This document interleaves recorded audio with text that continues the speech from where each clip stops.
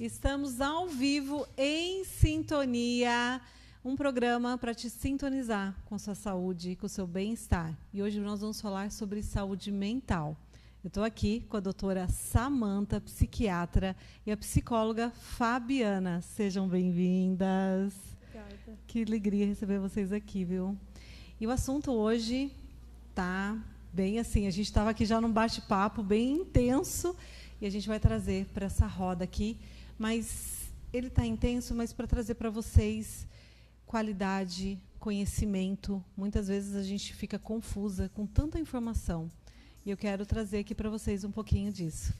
Mas antes, quero apresentar para vocês os nossos patrocinadores.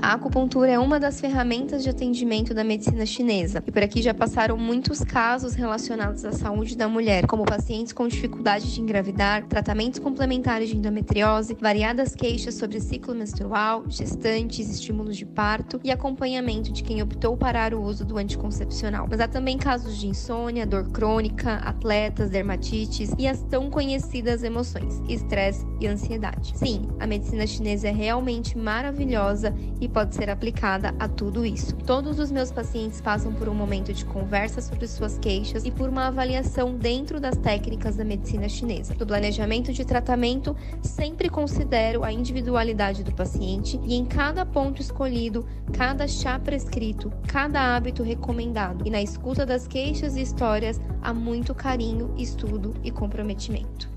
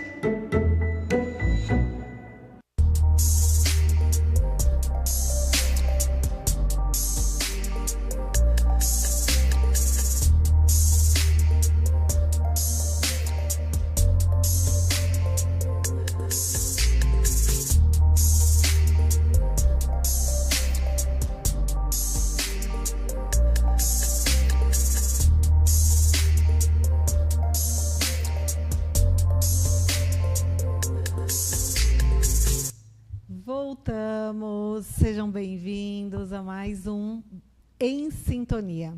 E hoje nós vamos falar aqui com a doutora Samantha, que é psiquiatra integrativa, e a Fabiana, psicóloga especializada em comportamentos da adolescência e também, fala para mim, Fabiana, com a orientação de pais. Olha que interessante. Então, hoje o assunto aqui, ó, mandem suas perguntas. Estou aqui ligada aqui no YouTube. A gente está aqui para receber vocês aí em casa. E eu quero já começar fazendo uma pergunta aqui, que vai para as duas. Vou falar para a Samantha aqui primeiro, doutora Samantha. Quais os principais desafios da saúde mental que a gente acaba enfrentando? E aí eu quero entrar com os adolescentes, doutora Samantha, me fala. O principal, Bianca, assim, independente de idade, é o preconceito, né? É a psicofobia que a gente chama, né? Porque é o preconceito das pessoas que não têm e é preconceito das pessoas que têm problemas neuropsíquicos, né? Então, muitas vezes ela deixa de procurar atendimento por preconceito mesmo. Ai, será que eu estou louca? Será que eu estou maluca? Ainda existe isso, né? Embora tenha melhorado bastante depois da pandemia, mas a gente ainda vê casos de pessoas assim, muitas vezes chegam num estado assim agudo, super agudo da doença, porque não procurou ajuda quando no início dos sintomas. Tá? Existe muita crença, né, em relação a isso, e é preocupante porque a gente às vezes as pessoas falam assim, eu preciso indicar para você, né, quando eu atendo, acho que até a Fabiana deve também indicar a psiquiatra, né, em alguns casos é necessário entrar com essa intervenção, e as pessoas, não, eu não vou. É de louco. Eu tenho medo. Não, eu não quero ficar dopada. E aí a sua área integrativa fala um pouco isso, não fala? Sim, com certeza. E assim, de adolescentes, né, o principal meu ponto que eu vejo, assim, que eu observo na minha prática clínica, eu vejo que os pais hoje em dia têm preguiça de educar, sabe? Claro que não são todos. Mas assim, a gente sabe que educar dá muito trabalho, né, Fabi? Dá muito trabalho. E às vezes por preguiça de educar, então assim, às vezes os pais têm preguiça de procurar um profissional, porque o adolescente ele não tem não tem como ele procurar um atendimento, não tem como ele não tem dinheiro para pagar, muitas vezes ele não tem acesso a serviço público, né? Então precisa dos pais intermediar esse tratamento, e muitas vezes os pais negligenciam isso com os filhos. Então acho que essa também é um obstáculo, né? Sim. Eu gostaria de complementar ainda, doutora, porque eu acho que a gente está numa sociedade um pouco complicada com alguns aspectos, sabe? Então, a gente está vendo aumentar muito a demanda, né, de adolescentes, a gente está vendo aumentar em 150% desde 2010, a gente vê a depressão maior, por exemplo, aumentar, por diversos fatores, né? Porque a gente tem pais que têm dificuldade de educar, como ela disse, e eu acho que a gente tem também pais que não entendem sobre o desenvolvimento do próprio adolescente mais, né? E a gente está tendo essa reclusão do adolescente em casa, diante dos eletrônicos, uma falta de exposição os adolescentes têm, que aí já tem uma dificuldade de se autorregular, de se expor a contingências que a gente se expunha quando era mais jovem, e esses pais não estão sabendo manejar, né? Então, a gente está vendo um aumento porque os pais não conhecem sobre desenvolvimento adolescente, já existe um tabu sobre esse desenvolvimento, e esses adolescentes não estão sendo expostos a habilidades, né, a serem desenvolvidas. Então, acho que a gente está num panorama um pouco complicado atualmente. E como a gente pode ajudar, ter esse olhar aí, como você trouxe? O que a gente pode estar fazendo? Eu acho que assim, os pais às vezes eles buscam conhecimento, mas talvez até de uma maneira errada, porque hoje em dia tem muitos manuais, né, em como educar. E, na verdade, não existe uma educação com manual. A gente tem que parar e olhar para o nosso filho, olhar para a necessidade de cada um. E a gente está perdendo esse contato com o nosso filho. A gente está olhando muito para como deveria ser e a gente está perdendo a vivência, a experiência que deveria estar acontecendo, né? E aí os eletrônicos, que eu tenho uma grande crítica, né? Enfim, eles estão tirando dos nossos filhos a própria vivência, né? Então, a gente está numa luta aí. Então, são pais que querem trazer uma realidade que a gente tem muito medo também do mundo lá fora, acaba trazendo esses filhos para dentro. Esses filhos estão expostos a conteúdos que não deveriam estar expostos. E a gente tem isso aí. E pais achando que estão educando de acordo com o manual, e não estão. Não existe esse manual. E como que o pai, a mãe, né, os educadores, eles devem observar, né, identificar isso? Quais os sinais que eles começam a apresentar em casos da saúde mental, dele estar já entrando nesse desequilíbrio, essa desarmonia aí? A gente percebe a falta de vontade, né, falta de motivação em fazer atividades, por exemplo. Desatenção é uma coisa que eu ando vendo muito no consultório. Crianças que não estão mais atentas, adolescentes que não estão mais atentas ali nas atividades. Falta de interação social, isolamento social, acho que é uma questão também muito importante, porque não existe mais essa habilidade que está sendo desenvolvida de maneira mais formal. Aí a ansiedade, né, acho que a gente consegue ver também rendimento baixo. Agressividade, acho que é um ponto também, que, né, as crianças apresentam, às vezes, diferentemente do adulto, que não apresenta tanto a tristeza, a melancolia, mas apresenta, por exemplo, a agressividade em si. Não sei se a doutora Samantha consegue complementar com mais alguma coisa. Concordo em todos os aspectos que você falou, principalmente a agressividade e irritabilidade, né? É um dos modos que o adolescente tem de mostrar que ele está infeliz. E eu acho que uma desesperança em relação ao futuro, né? Sem querer entrar muito em aspecto social, mas a gente tem que ver o local que a gente está inserido também, né? A gente está falando em adolescentes que vivem no país Brasil, né? Sim. No caso. Então, assim, eu acho que desigualdade social, injustiça, muito assim discrepante, né? Desigualdade social. Isso também gera transtornos para o adolescente também, né? Para os pais também. Muitas vezes os pais estão frustrados, os pais estão ali deprimidos, né? Estão insatisfeitos, e aí acaba o adolescente, ele ressoa os pais, né? A criança e o adolescente sempre vão ressoar os pais. Então, se está inserido num contexto harmonioso, né, próspero, né, amoroso, então a criança e o adolescente, eles vão ressoar isso também. Então, sempre tem que ter ali até a gente estava brincando antes, né? Eu estava falando que eu não atendo mais adolescente, justamente porque se eu não consigo tratar os pais, se os pais não fazem um acompanhamento psicoterápico, fica muito complicado você tratar o adolescente sem que haja um complexo, né, de terapêutico, familiar, no caso. Existe alguma estratégia, né, que você pode recomendar, Fabiana, para ajudar os adolescentes a lidar com essa pressão? Eu acho que primeiro a gente tem que viver no mundo real. Eu acho que esse é o primeiro ponto que eu colocaria. A gente precisa viver no mundo real. A gente tem que sair do modelo ali, por exemplo, das redes sociais. Foi uma coisa que aumentou muito os transtornos de ansiedade, depressão, porque as meninas, principalmente, têm aquele comparativo, né? Então, ela é mais bonita, né? Aquele padrão ali que deveria ser, e não é, né? Aquela não é a realidade, muitas vezes, daquela pessoa que está postando. E uma outra que eu acho que é a gente aprender a viver um pouco mais no presente, né? Então, a gente aproveitar os momentos de hoje, acho que vale para todas as faixas etárias, né? A gente está muito no passado, a gente está muito no futuro, mas a gente está muito pouco no presente. E eu acho que esse é um exercício que a gente tem que fazer constantemente para, inclusive, entender o que tem de errado, né? Se a gente consegue melhorar alguma coisa agora, hoje. Tem uma música do Gilberto Gil que fala: o melhor lugar do mundo é aqui e agora, né? É o presente. E interessante que essa semana eu falei justamente o que você falou. Eu falei no meu canal do podcast, no Em Sintonia, que eu tenho, também no WhatsApp, e a gente estava falando sobre a presença. O quanto a gente se deixou. E hoje o assunto, né, na mesa, né, no almoço, hoje, foi isso. Eu estava falando com meu marido hoje, que às vezes a gente se perde no meio de tanta confusão e aí acaba não trazendo atenção para os detalhes. A pressa é um inimigo, né? A pressa é um inimigo. Como a Samantha falou, não olha, né? Não presta atenção no filho, não olha o adolescente, não olha como ele está, como ele acordou. É isso. Né? Como que foi o primeiro bom dia dele? Né? E a gente vai deixando, vai passando, vai levando a criança, o adolescente, né? E aí eles crescem porque voa, o tempo passa, né? E a gente vai perdendo essa essência deles.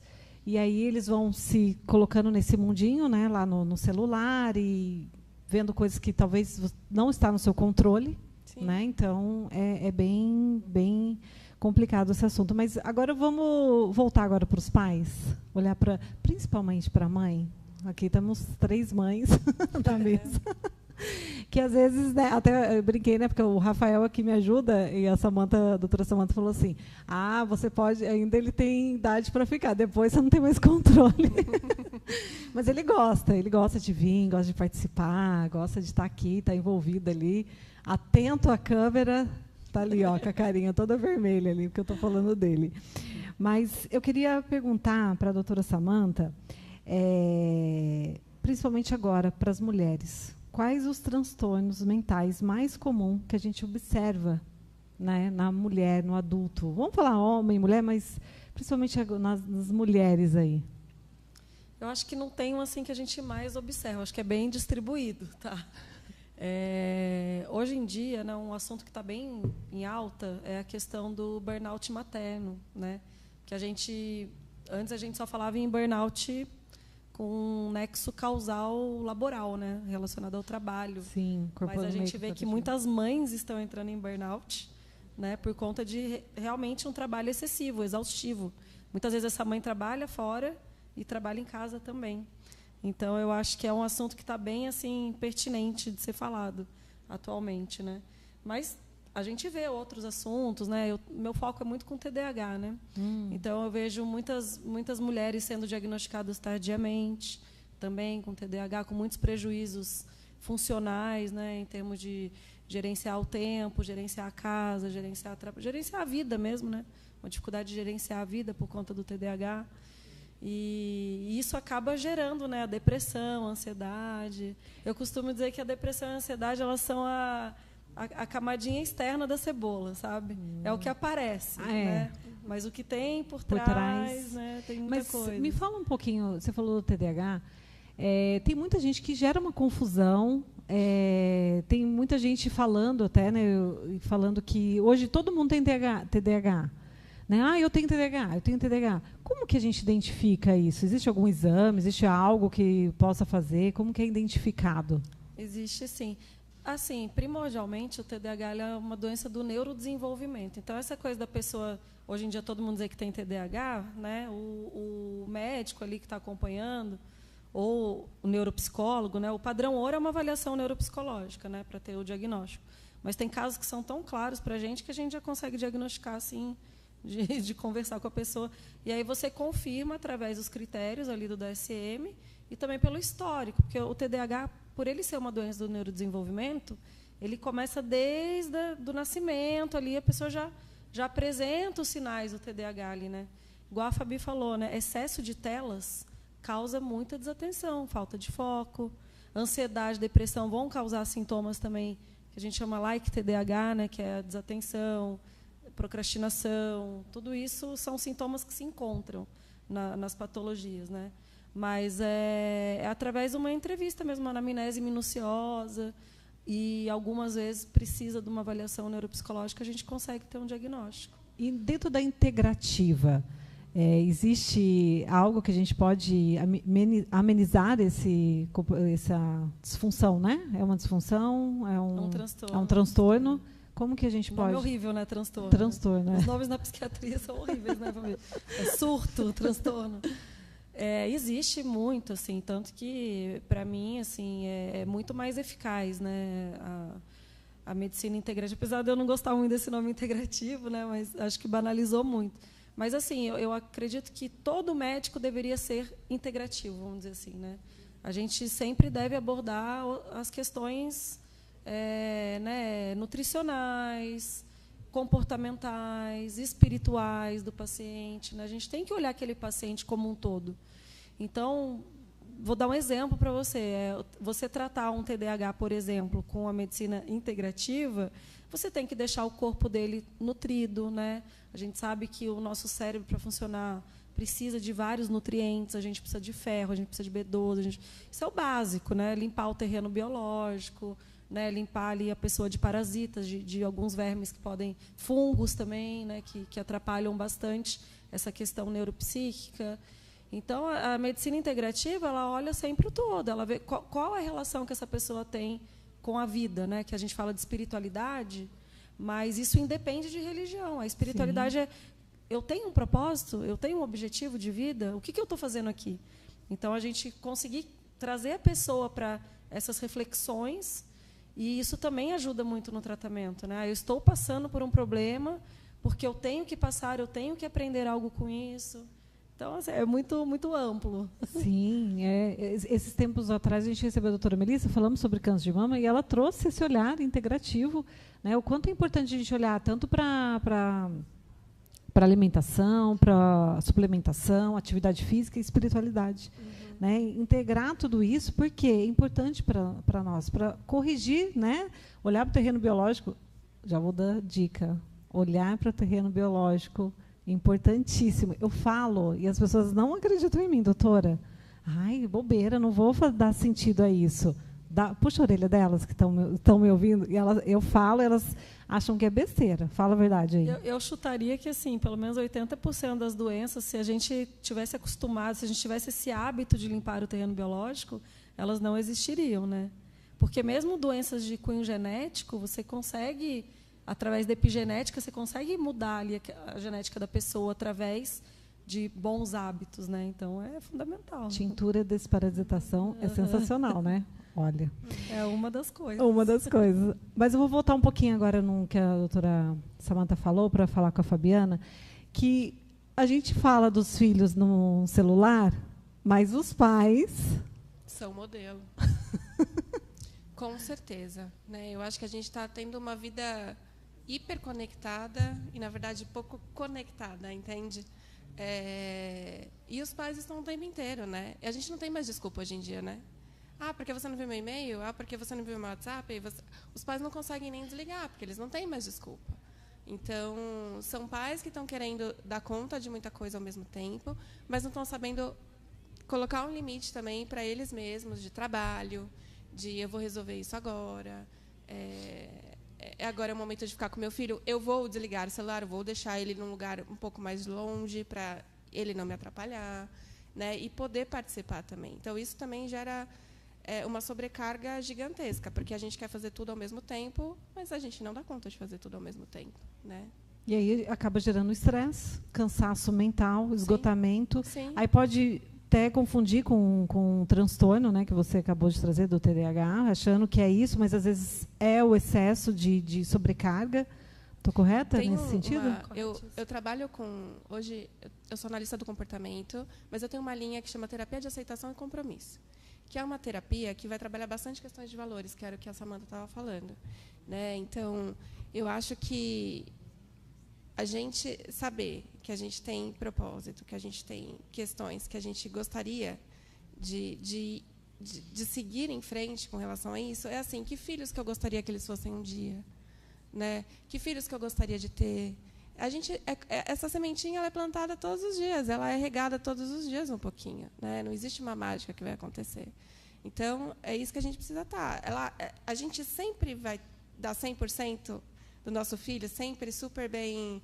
Ai, não, hoje... Né? Às vezes escapa uma braveza, né? Um jeito assim de falar, mas acho que tudo é modelado. Né? Os filhos aprendem muito através dos pais. A autorregulação, por exemplo, emocional, ela é um modelo. Então, como é que eu vou falar para o meu filho parar de gritar gritando? Né? É uma coisa que fica meio incongruente ali na hora. Eu quero dar boa tarde aqui para a Kelly, para o Francisco, sejam bem-vindos. E agora eu quero voltar aqui para os nossos comerciais, mas antes eu quero fazer uma pergunta, já deixar aqui no ar. Como lidar com as mulheres que, em ambiente corporativo, às vezes existem abusos emocionais dentro do ambiente, ela precisa sustentar, porque ela precisa ir para o trabalho, e aí aquilo gera transtornos, é isso? Transtornos, processos emocionais ali que pode causar depressão, ansiedade, né? A doutora Samantha acabou de falar que é uma camada de talvez de coisas que vão vindo ali, aí ele vira uma panela de pressão e acaba explodindo tudo. E a gente vai conversar um pouquinho, mas agora eu quero trazer para vocês os nossos patrocinadores.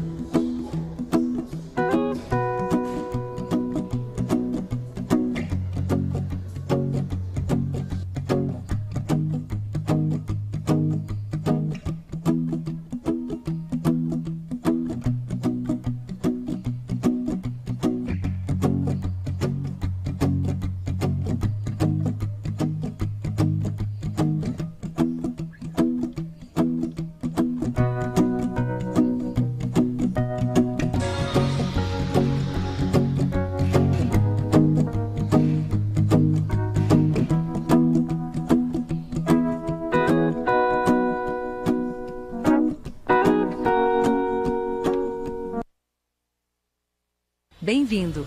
O futuro chegou como uma nova estação, trazendo mudanças em nossas folhas, flores e frutos. Nos tornamos mais apressados, mais conectados com o externo e, muitas vezes, desconectados de nossa essência. A correria do dia a dia e as exigências da vida moderna nos afastam do equilíbrio natural que carregamos desde o primeiro respiro de vida, nossa raiz interna que nos liga à essência. Na Soul Leve, compreendemos a importância de cultivar essa raiz para sua longevidade, e para que nossas flores e frutos sejam saudáveis, belos e fortes. Nosso trabalho está na pesquisa e no desenvolvimento de soluções que promovam a saúde, a beleza e o bem-estar. Ao olhar para o ser humano em sua totalidade, equilibramos os 3 corpos: físico, mental, emocional e energético. Com nossa tecnologia avançada e nossa filosofia e metodologia, viemos para modular todas as células de seus corpos e reconstruir a saúde em nosso planeta. Bem-vindo a Soul Leve. Sua jornada para uma vida mais plena começa aqui.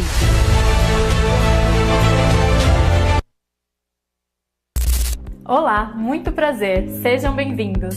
Sou a doutora Vitória Borges, fisioterapeuta especialista em dor crônica. Minha abordagem consiste em unir tecnologia e conhecimento, tratando a raiz das suas dores, para que você se veja livre delas de uma vez por todas. Esqueça os medicamentos em excesso e das dores diárias que te impedem de ter uma vida normal. E o primeiro passo para mudar essa qualidade de vida é agendar uma consulta. Entre em contato hoje mesmo, eu espero por você.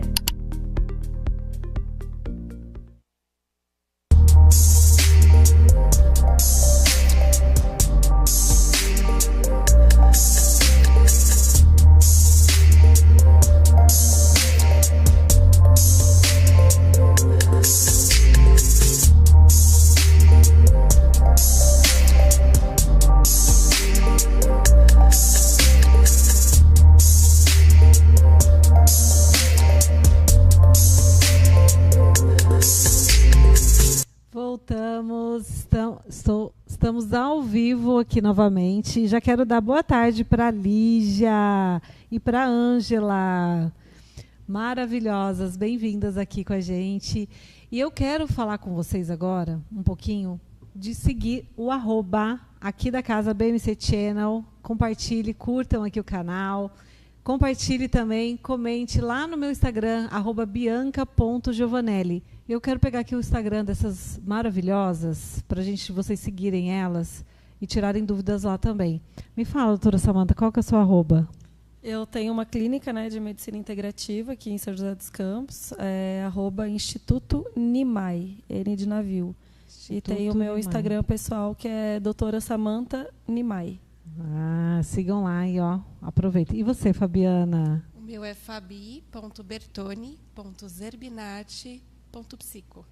Sigam lá no Instagram. Mas vai lá na rede social, que hoje a gente vai postar todas. Vocês sigam essas maravilhosas aqui. Deixa eu perguntar para vocês. A gente estava falando sobre burnout, sobre ambiente corporativo, que muitas vezes, né, as mulheres sofrem pressão, né, tem que estar naquele ambiente. E aí começa a gerar, chega domingo à noite, começa a dar aquela ansiedade. Não quero trabalhar, começa a dar pânico. Tem mulheres que acabam me procurando, falam que começam a chorar no domingo à noite, vai terminar na segunda-feira, nem dormem, de ansiedade, de medo. Marca a reunião e fala assim, meu Deus, já começa a criar 1000 cenários na cabeça dela do que aquela reunião quer dizer para ela. O que vocês podem contribuir? Né? Eu já vou começar aqui com a doutora Samanta. Nesse sentido, doutora. Olha, eu aconselharia ela procurar realmente um atendimento, né, especializado, né, de saúde mental. E para a pessoa estar ali avaliando qual é a situação real. Né? A gente sabe que assédio moral é passível de processo. Né? Nos Estados Unidos é uma coisa assim que...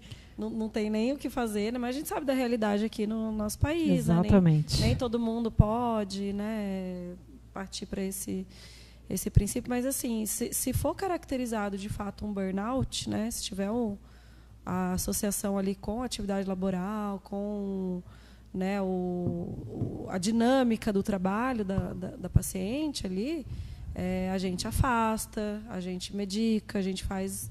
o tratamento que é um tratamento para burnout, de fato. Né? É uma pessoa que precisa ser afastada, dependendo do grau que ela está ali de sofrimento, de fato, ela precisa ser afastada, né? Assim, mediante atestado médico, né? Precisa afastar ela daquele ambiente tóxico, doentio, né? E tentar melhorar a saúde dela para ela tentar lidar de uma forma mais saudável com o trabalho, né? Se isso não for possível, também tem, dependendo da empresa, tem a opção de repente, mudar a atividade, mudar ela ali de setor, né? Assim, a gente consegue manejar, mas isso tudo precisa ter um acompanhamento profissional para estar ajudando ela. Tem como ajudar e muito essa pessoa, mas ela precisa buscar ajuda. Dentro da psicologia, a gente pode ter esse olhar, né? Porque, de repente, ali ela vai precisar ajustar algumas questões também emocionais. Por que ela está recebendo daquele jeito? Como ela está olhando, né? A relação dela com as demandas em si. E flexibilizar. Eu acho que, primeiro, a gente precisa, às vezes, entender que a nossa cabeça conta várias coisas para a gente também, né? Que nem você falou, ela vai ver, ela já vai estar com medo da reunião, já vai estar supondo um monte de coisa. E, às vezes, a gente precisa, no processo de psicoterapia, com muito cuidado, e vendo realmente quais são essas relações, quais são essas suposições, se elas fazem parte de algo real ou algo que também a pessoa vai, né? A nossa cabeça, a gente sabe que ela vai fazendo os balãozinhos. Ela cria aí, vários né? cenários, né? Então, assim, a gente sabe que existe o medo, que é quando a gente... O medo e a ansiedade, elas são duas coisas que parecem que são iguais, mas elas são diferentes. O medo é quando você realmente tem um perigo ali que você está vendo. Tem uma cobra aqui na minha frente, estou com medo. A ansiedade é quando você não tem o estímulo na sua frente, mas você começa a supor, né? Nós, humanos, temos isso por conta da linguagem. Então, assim, falar, não vai lá atrás da árvore que tem uma cobra. Você já vai criar essa ansiedade ali, você já vai se precaver. O problema é que a nossa cabeça ela vai criando muitas coisas com relação à ansiedade hoje em dia, né? Porque a gente não tem mais a cobra ali, mas a gente tem os problemas da vida, né? Então, acho que uma coisa que a gente precisa entender é por que existe isso, analisar o contexto junto com essa pessoa e ver as estratégias possíveis para ela conseguir manejar todas essas dificuldades que a doutora falou, né? Eu acho que entra muito assim na questão também, assim, porque a gente sabe que em ambiente corporativo, né? Somos 3 mulheres aqui. Vamos colocar as cartas na mesa? Vamos. Tem muito homem narcisista, né? Sim. Tô mentindo? Tô mentindo. Vocês concordam comigo? Então, assim, se ela estiver num ambiente realmente de assédio moral, se for identificado comportamentos, né, de narcisista em relação à chefia, em relação, né, à supervisão e tal, aí a gente vai ter uma abordagem um pouco diferente, né? Como lidar com o narcisista, que aí já muda um pouquinho, já é um pouquinho diferente. Então, realmente tem que avaliar, tem que entender o contexto, tem que ver se não é um problema da maneira que ela lida, né, igual a Fabi falou. Então, precisa de ajuda. Sim, com certeza. Eu recebo muitas pessoas nesse cenário. E, às vezes, não é só com homem, não. É com mulher. Homens também sofrendo abusos emocionais de mulheres também que estão num cargo mais alto, né? E ela se acha no direito de trazer esse abuso. E pode gerar questões emocionais preocupantes, né? Em homens e mulheres. A gente está falando de mulheres, né? Porque acaba que o meu cenário aqui é mais do lado feminino, mas tenham isso, e isso é preocupante, porque quando eu recebo isso, quando eu vejo essas pessoas chegando para mim com eu acho preocupante, porque eu sei que existe o outro lado, a outra pessoa que tem, né? Eu falo assim, como seria importante dentro de um ambiente corporativo, isso eu falo, ambiente de escola, ambiente de, sei lá, restaurantes, todo ambiente que tem, né, mais pessoas, se elas pudessem fazer vivências terapêuticas, convidar palestras com uma psicóloga, psiquiatras, terapeutas, né, integrativas, que tenham um olhar para ajudar, um olhar sistêmico, para ajudar eles a ajustar isso. Porque, às vezes, eu estou gerando aquele comportamento porque eu quero mostrar o que eu não consegui mostrar quando eu era criança, pra lá para minha mamãe e para o meu papai. Eu quero, né, gerar... Isso aí é um assunto que, se deixar, a gente vai aqui até... dura horas. horas. Né? Mas a gente tem que entender que o quanto é importante que, principalmente líderes, né, donos de empresa, associassem isso, trazer uma psicóloga, uma psiquiatra, né, para conversar, para falar na empresa, né, ou escolas, né, ir lá na escola, conversar com os pais, né, gerar esse assunto e trazer a real. Porque às vezes a gente fica passando, eu acho que às vezes passa assim, nossa, tão manteiguinha assim, sabe, suave, aquela coisinha leve, e não leva o negócio a sério, e é preocupante. Sim. Né? Principalmente para o adolescente, para o homem, para a mulher, que vai gerando aqueles desconfortos. Isso aqui é o meu ponto de vista. Depois vocês trazem. Muitas vezes ele não pode se afastar, né? Não pode. Às vezes tem que manter ali a atividade em si, Exatamente. porque é o que é necessário, né? Por diversas justificativas. Então, eu acho que sim, tem que ter uma conscientização, né? E tem que ter as consequências que são necessárias naquele momento mesmo. Sim, com certeza. Agora vamos voltar assim para a mulher, quando ela entra na fase da menopausa. Vamos colocar ali já 45 mais. Tem gente que mulheres entram na menopausa com 35, né? Já vi casos assim, não sei se tem até antes, né? Enfim, mas 45, 50 anos entra na menopausa. Doutora Samantha, pode gerar pânico, ansiedade, alguma questão, algum transtorno emocional ali que ela traz e de repente pode confundir, ou é só hormonal? Como que é? Me conta.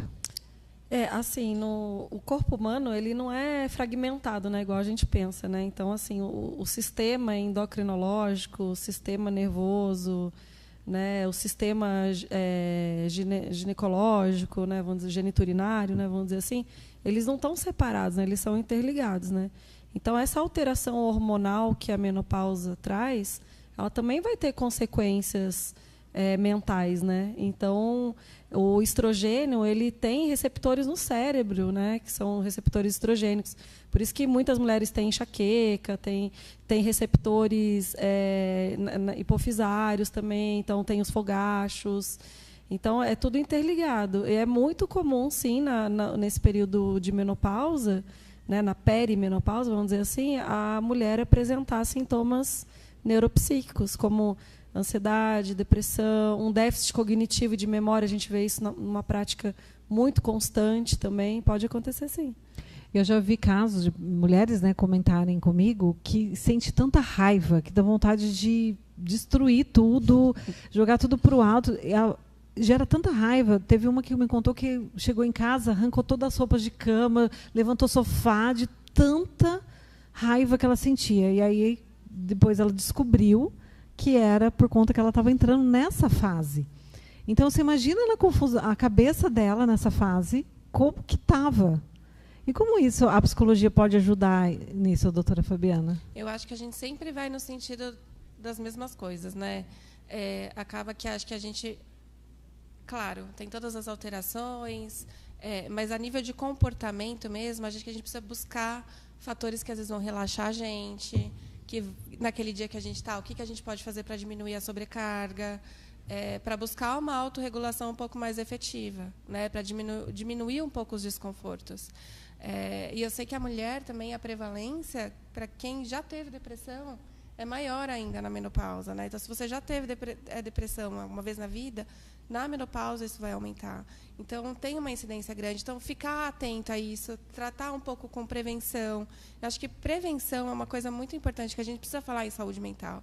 A gente só vai tratar o problema quando já está muito eminente, né? A gente trabalhar com prevenção, talvez a saúde integrativa ajude muito nisso, né? É algo que nós precisamos falar em saúde pública, inclusive. Sim. Eu penso assim, se a gente pudesse fazer uma avaliação de como está a nossa saúde mental, isso seria válido? Nossa, eu vou consultar, eu estou bem, mas às vezes eu estou com insônia, ou não estou me alimentando bem, estou com excesso, né, compulsivo, né, comendo compulsivamente. E aí, às vezes, a gente não sabe qual a especialidade procurar, porque, com certeza, é uma coisa emocional que está gerando ali para ela estar comendo muito, ou comendo menos, ou até mesmo trazendo esse desconforto da insônia. E aí, doutora Samantha, como isso, dentro da medicina integrativa, pode auxiliar? A gente pode auxiliar nesse olhar? Assim, eu tenho vários perfis de pacientes, né? Eu tenho pessoas que passaram comigo numa emergência e continuam fazendo o tratamento mais por promoção de saúde, né? E tem pessoas que realmente procuram, que estão necessitadas e coisa e tal. Eu acho que assim a gente criou um paradigma de saúde, né? Que acho que a gente está começando a sair dele agora, que é de tratar aquilo que já apareceu, né?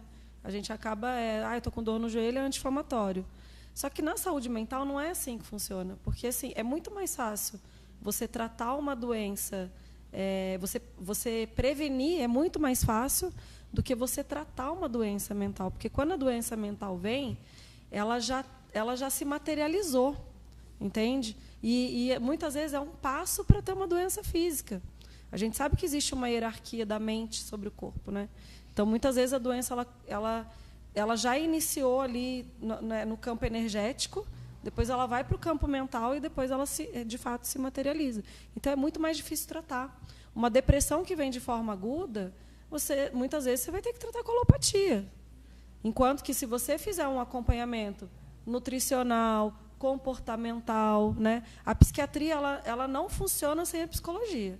E desculpa, mas na minha opinião a psicologia ela também não funciona sem a psiquiatria. Eu costumo dizer assim que, claro, eu também lido com a parte comportamental também, mas o meu foco principalmente é químico. Eu não vou mentir. Eu sou médica. Sim. O meu foco é químico. É com fitoterapia? É com suplementação? Tudo bem, mas é químico. Eu estou agindo ali na matéria da pessoa. Agora, se ela não tratar o comportamental, igual a Fabi faz análise do comportamento, aquela pessoa ela não consegue mudar. Ela não consegue fazer ali uma neuroplasticidade cerebral para o tratamento dela ser efetivo. Então, assim, a gente tem um comportamento na vida e esse comportamento ele forma um circuito neuronal. Para você sair desse circuito, só a química não adianta.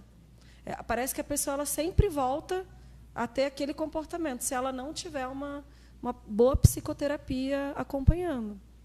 Nossa, interessante, porque até me traz de pensar na terceira idade, né, nos idosos. Eles têm um comportamento de não querer buscar uma psicóloga. Por quê? Eu não preciso falar nada, eu não tenho nada.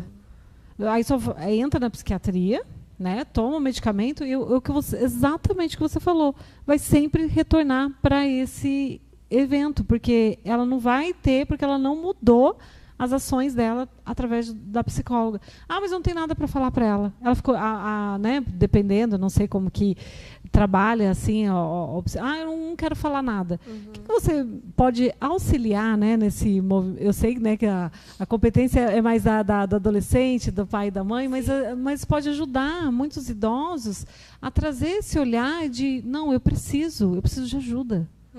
Como que a gente pode ajudar e orientar? De novo, assim, eu acho que o momento presente é uma coisa extremamente importante para a gente, sabe? Eu acho que é uma coisa que a gente precisa começar a entender que isso é importante. Assim. Então, o idoso, por exemplo, que está ali deprimido, que coisas que no dia a dia ele pode fazer, que ele se sinta melhor, atividade física, que ele consiga se conectar ali.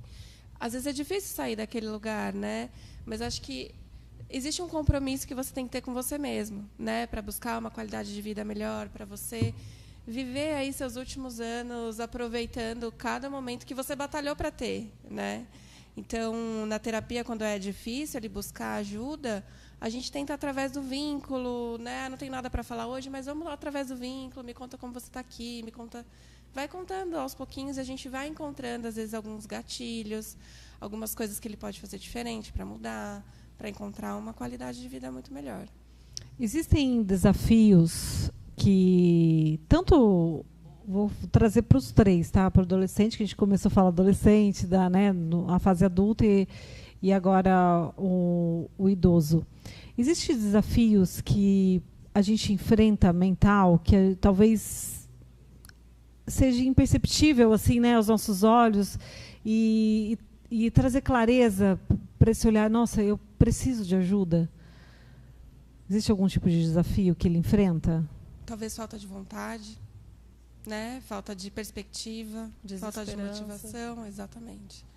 Eu acho que são coisas que a gente vai encontrando na correria do dia a dia, né? Talvez por motivações diferentes. Então, o adolescente por um motivo, o adulto por outro e o idoso por outro, né?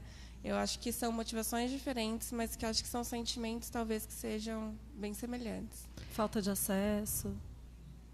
De informação, né, o acesso à informação não só às vezes a pessoa ela tem informação, mas ela não tem condições. Não tem como, né? O sistema de saúde público é muito falho, muito falho. Então, às vezes é difícil o acesso mesmo. Para eles, né, ir atrás de todo, com certeza. Que aí se torna caro, ou se torna difícil, ou eu não consigo, eu não posso, não tem quem me leve, não tenho como, né, fazer. Eu queria saber como que a gente pode, principalmente todas as fases também, trazendo aqui, o apoio da família. Como é uma pessoa em crise de pânico, em crise de ansiedade, está naquele, né, como você falou, já chega pessoas para você no auge assim, do acontecimento. Como a família pode agir em casa com uma pessoa assim?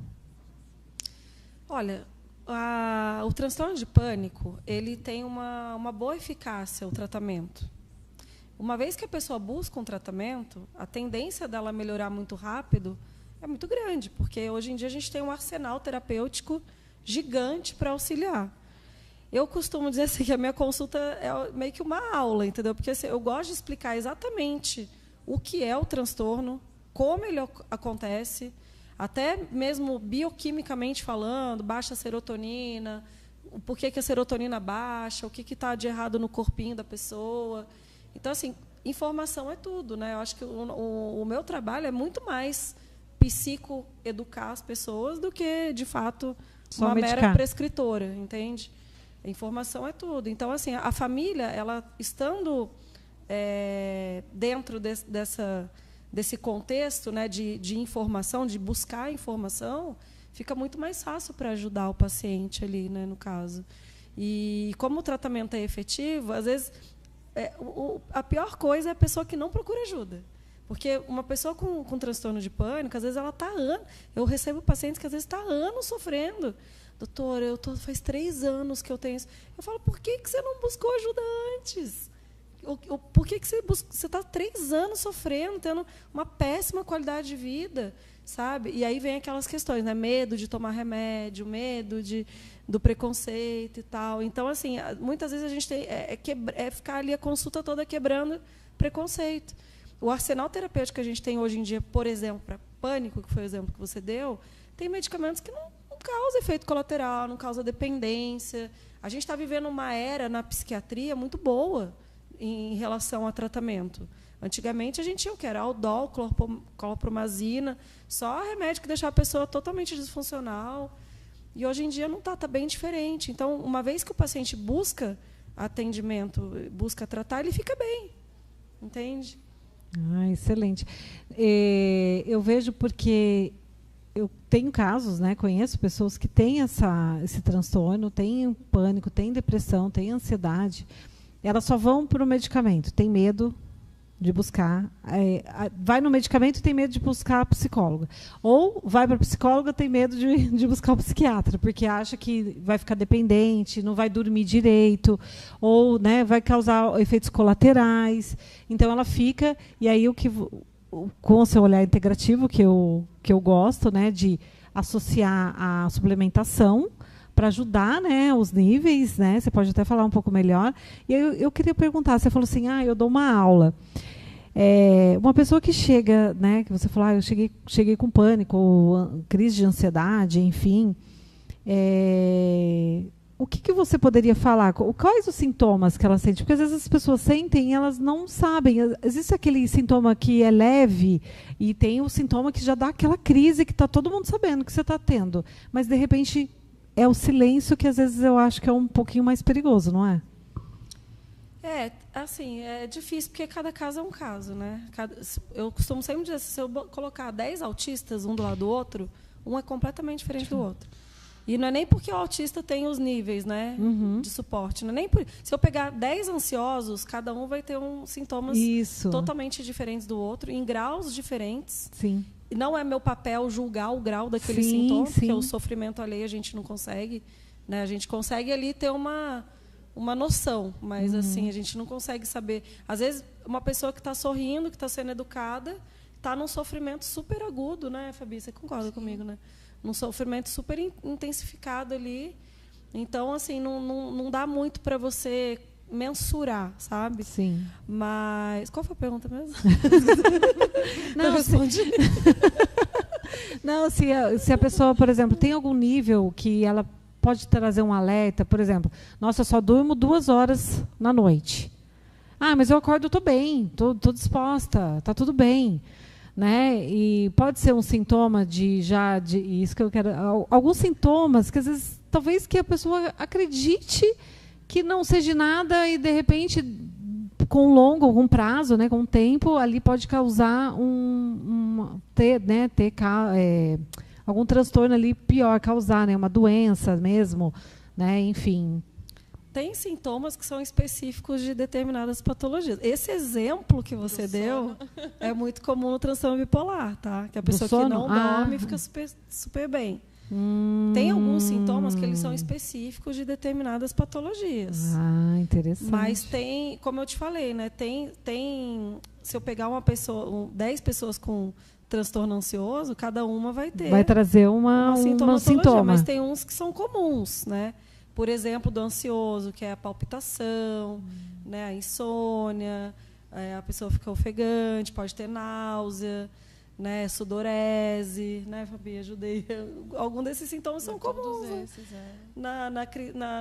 Nos sintomas ansiosos, assim como nos transtornos de humor vai ser diferente, nos transtornos de neurodesenvolvimento são diferentes, então cada um vai trazer, não é assim, você está tendo isso, você está com pânico, você está com ansiedade. Não quer dizer isso, né? Porque às vezes só porque a gente teve aquele sintoma, a gente acha que o outro também vai ter, ou já está naquele quadro. E de repente ele passou só por um momento, né? A Fabi pode.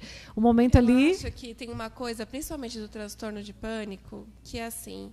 Existe o ataque de pânico e existe o transtorno de pânico. Então, é assim, o ataque de pânico é que realmente são todas essas sensações. O transtorno de pânico é quando a pessoa tem um medo consistente e permanente de ter outro ataque de pânico. Então, toda hora ela se coloca nessa característica de ansiedade. Essa já é uma característica da pessoa. Ela tem ansiedade, né? Então, acho que a gente tem que tratar, talvez... É claro, tem as crises, tem que tratar pontualmente as crises, acho que tem medicação, inclusive, para cada crise, mas também tem que tratar esse perfil ansioso dessa pessoa, né, principalmente. Sim. E ansiedade, depressão, ela é hereditária? Eu acho que o comportamental é hereditário, né? A ciência tem tentado provar.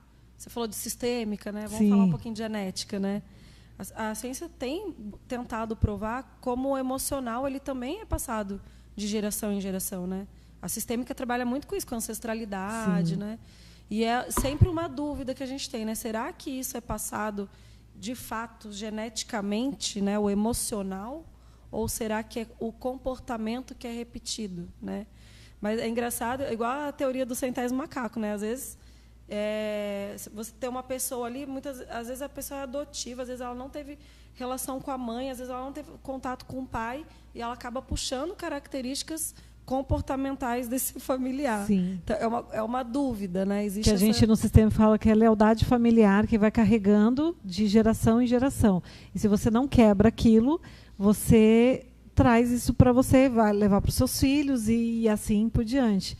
Então, eu trago sempre essa atenção comigo, né, de o quanto a gente está sendo leal, porque a gente é mais leal do que qualquer outra coisa, né? Então, eu gosto de pensar assim também no comportamento, como que eu estou? Eu estou sendo leal? Eu estou sendo, né, ou isso é meu? Né? Esse comportamento é meu, trouxe de mim. Talvez o meu filho, minha filha possa trazer isso. Nossa, estou trazendo os traços da minha mãe. Aí existe aquele negócio. Puxou o pai, puxou a mãe. Igualzinho meu pai, igualzinho minha mãe. Se eu tenho bronquite, aí nasce a criança. Tá com bronquite. Igualzinho seu pai. Seu pai, quando era criança, tem bronquite. Aí vai ter depressão quando tiver idoso. Igualzinho seu pai. Que seu pai teve depressão, você também vai ter depressão. Né? Isso pode também, sistemicamente, vir com esse... Não é genético, mas vem com o comportamento, certo? Dentro da análise do comportamento, a gente fala de um processo de modelação mesmo, né? Então, os pais, por exemplo, se eles têm depressão, eles não têm uma habilidade de autorregulação muito eficiente. Então, por exemplo, quando eles vão lidar com o filho, eles vão lidar de uma maneira, e o filho vai aprendendo por modelagem mesmo comportamentos não tão efetivos de autorregulação, por exemplo. Eu queria perguntar agora para as duas, para a gente estamos finalizando aqui. Nossa, 1 hora é pouco mesmo, né? É pouquinho, né? Acho que eu vou aumentar para 2. Eu queria perguntar para vocês falarem sobre a importância da prevenção. Vocês trouxeram isso, mas para a gente firmar aqui, sabe? Para fechar com chave de ouro, da prevenção, da conscientização em todas as idades. Fala aí, Fabi. Eu acho que na adolescência, principalmente para a gente preparar esse adolescente para o mundo que está por vir, do adulto, né? Então, ele vai ter que assumir responsabilidades, né? Ele vai ter que ter uma vida autônoma, independente. Então, a gente tem uma consciência de que ele precisa de uma vida saudável mais para frente. Eu acho que das mulheres, dos pais, né? É isso. Acho que a gente tem que saber viver uma vida plena que vale a pena ser vivida. Eu gosto muito dessa frase. Assim. Acho que em todas as fases. Todas as fases valem a pena. Né? Então, hoje eu já curti meus filhos, por exemplo, como mãe, bem pequenininhos. Hoje eles já são um pouco maiores, eu curto. Eu tenho certeza que eu vou curtir muito a adolescência. E eu preciso curtir também todos os momentos da minha vida. E eu acho que todos vêm com o seu propósito, sabe? A adolescência vem, a infância vem, a vida adulta vem e a velhice com certeza vem. E aí a velhice chega... E aí é hora de paparicar os netos, de viajar, de viver. Desconectar ali. Desconectar. E sem ficar preocupada com o futuro, e muito menos com o passado. Viver é o que a gente começou falando, viver o presente, viver aqui agora, esse momento. E aí, doutora Samantha, o que você tem? Eu acho que, assim, minha opinião. Pode falar. Eu acho que nós estamos criando pessoas muito fracas, né, emocionalmente, espiritualmente, né? É a geração do mimimi. Claro que assim não é culpa só dos adultos, dos pais estarem criando. Eu também sou mãe, também. É uma sociedade. É uma sociedade muito doente, muito sem valores, né, sem princípios, né? A gente esquece do nosso principal propósito aqui, que é adquirir virtudes, né? Então, a gente não tem mais a virtude do respeito, do altruísmo, do amor próprio, né? Então, eu acho que o básico do básico do básico é trabalhar essas questões, né? Esses valores. Depois, pensar no corpo físico, depois pensar, né, em outras coisas. Mas o básico a gente não tem feito. Eu acho que a gente está pecando no básico. Olhar principalmente para a espiritualidade, que está se perdendo. Sim. Não é religião, né? Como você falou. É religião. É o básico, né? De você se conectar, de ter um tempo para você, de olhar para que existe algo maior. Querer ser feliz, né? Eu acho que está faltando o querer. O querer ser feliz. Pelo tempo, né? Porque imediato, às vezes é fácil, né? O imediatismo ali, usando as coisas que dão prazer para a gente na hora, às vezes existe muito hoje em dia. Mas eu acho que a longo prazo, né, querer construir algo que tenha valor, que tenha significado, que fique aí para uma geração, que fique para a comunidade, está um pouco mais difícil. Gente, eu quero agradecer as duas, gente, maravilhosas, né? Devia ter. Eu falei que eu vou a próxima, agora eu vou começar a fazer palminhas, que tinha tantas palminhas para fazer, assim, quando a pessoa está falando. Palminhas, tipo, confetes, porque foi incrível o nosso papo. Eu acho que trouxe um pouquinho, né, de conscientização para ajudar tantas pessoas que precisam trazer clareza, um despertar, né? Sintonizar com esse conhecimento. E esperança, né? Exatamente. Esperança que a gente precisa todos os dias. Todos os dias. Gratidão. Você atende aqui em São José, Fabiana? Atendo lá na Live. Na Clínica Live. Hoje eu estou só lá. No Jardim Aquários. Sim. E você já comentou, mas onde que é o seu no espaço? Jardim Aquários também, Instituto Nimai. Busquem, procurem elas. Quero agradecer, gratidão imensa do meu coração por vocês aqui. Nossa, meu coração está aqui vibrando. E vocês aí, gratidão pela audiência. Mandem, compartilhem que vocês estão aqui com a gente. Vejo vocês no próximo Em Sintonia. Tchau.